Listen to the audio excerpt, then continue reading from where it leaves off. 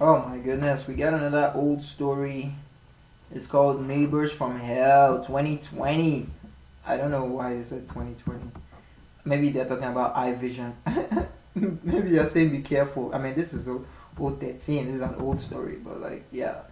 Our Matt Gutman went on a trail. Oh, holy shit.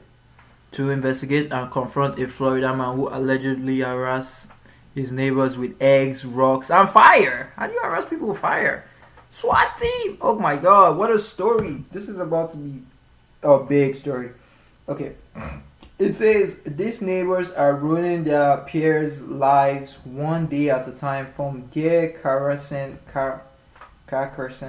in their yard, fires in their lawn, to SWAT team making house calls. These folks have taken bad neighbors to new heights. What do people think about this story? Okay. A drug dealer harassing a drug dealer, are you serious? A drug dealer harassing, stalking, and menacing his neighbors with video proof, and there's nothing the police can do. Really? Are you serious? So what do you do for work? Well, I quit my job and now I watch my neighbors full time. He started burning fires in their backyard. Burning fire. Who goes that far? I thought I'll come in disguise this time. It sounded like Woody from Toy Story. I feel he's flirting with her. That's the way he flirts. Oh my god. This is nothing compared to what this is long. This one is longer. 4 years ago. This is nothing compared to what I have to go through with my neighbors. I just had major brain surgery, and they keep coming over to my house and bringing me homemade cookies. I treats that are delicious, especially these coconut ones that you can put on ice cream and microwave just a little bit, and they melt so nice. When I was gone for the surgery, they came over to my house and took all my mail and saved it until I got back from surgery. Then the moment I had to go back to my house, they came running over with my mail and gave it back to me. They text me if they haven't seen me out and about in a while, and sure.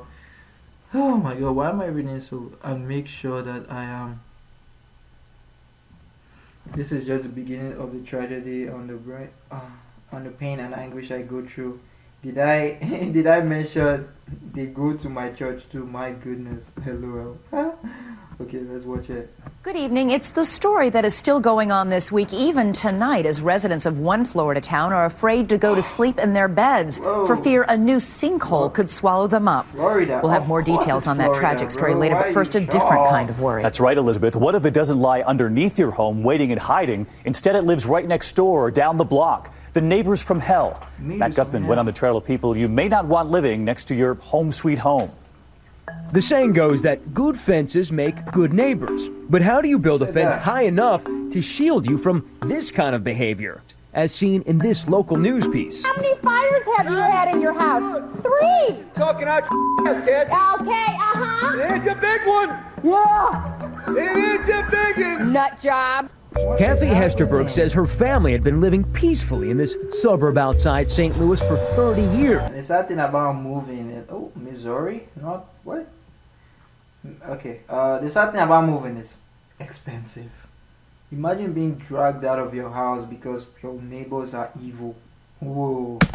That was until last fall, when a SWAT team descended on her next-door neighbor's home, suspecting drugs. We heard this loud boom.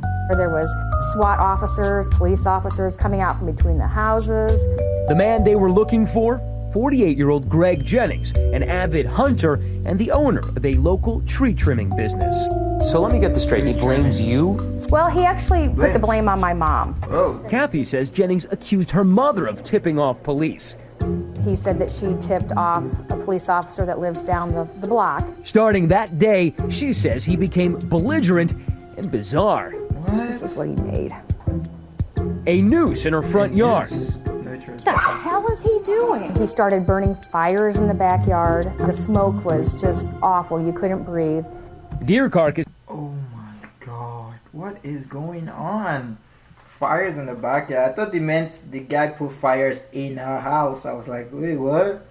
Oh, but I mean, it is still disturbing though to just put out random fires, you know? This is beside the driveway and in the trash cans. I mean, you never knew what you were going to come home to. Are those okay? They're both working now. So she installed security cameras to document the antics. He made it a point night after night after night to prance around out there right on the property line. Each night, his behavior got more erratic. The cameras are out in plain sight. You'd figure they might serve as a deterrent, but not for Greg Jennings. According to Kathy, that's him in the dead of night strolling the grounds in his underwear. And here, that's right, he's wearing a box on his head. So what should you do if you have a nasty neighbor? Don't show the pain. Calling the police all the time, they're getting the reaction that they want. They're going to keep doing it.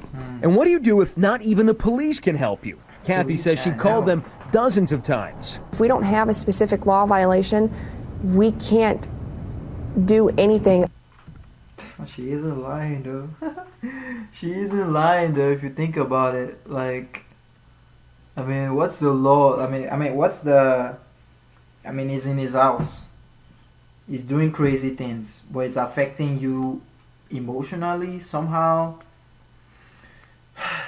What's the... There's no real reason to really arrest him.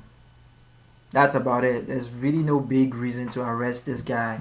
I mean, it's not killing you. It's not hurting your family. But it's just annoying. But I mean, she isn't lying. She really is right. Like on that there's nothing is violating. You know. Other than try and mediate between the two parties. It's a fine line between being a neighborly nuisance and winding up in handcuffs. Jennings seems to know exactly how to navigate that gray area.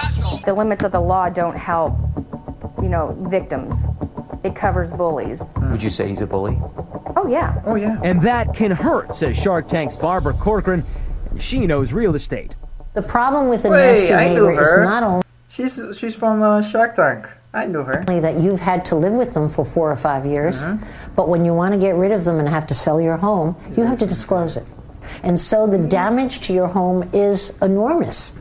But since all that media attention... You're being a punk right now. You're being a punk. Kathy tells us she and Jennings were working towards a truce. So we figured we'd ask Greg Jennings his side of the story. We left a letter and waited all day for him. Hello? It took a few attempts. Your neighbors say you've been tormenting them, but I want to hear your side of the story, sir. Before he finally sort of responded. My property, I'm calling the police. Mr. Jennings, I will absolutely leave your property, but I'm sure... Turns out... You're calling the police on the news. He didn't like company on his side of the fence. Oh, you're disturbing people, and now someone is here to disturb you, and it's a big problem. Hypocrisy? Safely leave my property right now. Go away, or we're calling the police. Okay. We left the property, but he called the police anyway. Ironically, it turns out, he had just been slapped with felony drug charges. But 1,000 miles away, in sunny Miami, there was another landscaper allegedly making his Another one? Are these people okay? neighbors' lives a bed of thorns. What's amazing is that this is your house, and that's his house right across the street. That's correct. That's correct. It's not even that close. And wow, how beautiful is it? Oh my God, Florida looking gorgeous. I'm sorry, but the house looks really nice. Look at the lawn, man. Look at Francisco Torres says his feud with this man, Mitchell Igelko, started 2 years ago. Torres had fired Igelko as his landscaper. Oh. Big mistake. Oh. So, Torres says he installed a $70,000 security $70,000? Man. system. He even quit his job to monitor it full time, hoping to catch Igelko red-handed. Witness what he says is the ultimate landscaper's revenge. Lawn aside. Watch Igelko's white truck driving by Torres' lawn. A mystery liquid squirts out the window. Torres says the grass died suddenly and never came back. Because there is so much poison that has been going through that there is no way any grass will grow. Exhibit B, Agelco's dogs roaming on Torres's property, followed by a frat house classic, Agelco allegedly throwing eggs at his house. Then things got downright medieval. Torres says these are nails catapulted from Agelco's truck onto his driveway. He hurled rocks. Man, houses, bro. There's so much shit you gotta take care of. Unlike if you're in an apartment, if someone's gonna do that in your apartment, at least all they're doing is just hitting the door. Like an apartment, like if you're living close to someone, all they're doing is hitting the door. But houses, holy shit! You gotta think of the grass. You gotta think of that place where it gets in the car from, the garage door. You gotta think of the door. Oh my god, the main door. You gotta think of getting cameras. Like, this is insanity, bro. Rocks. Torres is also suspicious of another incident where two different men smashed his car windows, although Agelco has not been implicated. Whoa! After calling police 40 times that year, Torres finally got a restraining order. Agelco was arrested for criminal mischief and stalking and is currently awaiting trial. So we decided to try and ask Agelco himself why he has such hostility for his neighbors. Hi, Mr. Agelco. How are you? My name is Matt Gutman. I'm from ABC News. Nice to meet you. I'm not interested in coming out. But I have just a couple of questions. Your neighbors say that you've been terrorizing them. I wonder if you have any answers for them. You're backing out. We just have a couple of questions for you, sir. You're not interested? Agelco's lawyer has said his client was also... You like to disturb people, now someone is disturbing you, and now it's a big problem. Oh my god, the hypocrisy. Also a victim in this neighborhood feud. You're a victim. So you're smashing eggs into their... Okay, that one's allegedly. But the other ones, where it didn't make the grass grow, that one was on tape, so... Why would someone do that? So random. What is the best recourse for a community under siege by one of its own? When you get to that point where you've tried reasoning with someone, you've tried being friendly, you've done everything, if you need to fight fire with fire, and you can do it in a socially responsible... How is a socially responsible way when you're using fire? Lawful manner, I say go for it. For this South Florida community, peace may only come after they've had their day in court. The house is so big, though. The houses are so big. Holy shit, how does it, like, it just seems like his house from the other guy's house is so far that there can't be any problem, but somehow there's still a problem. That's an interesting story, man. You don't want to live next to those people for sure. For sure. What is that story? When neighbors fight back. Ooh, interesting. Just like this one.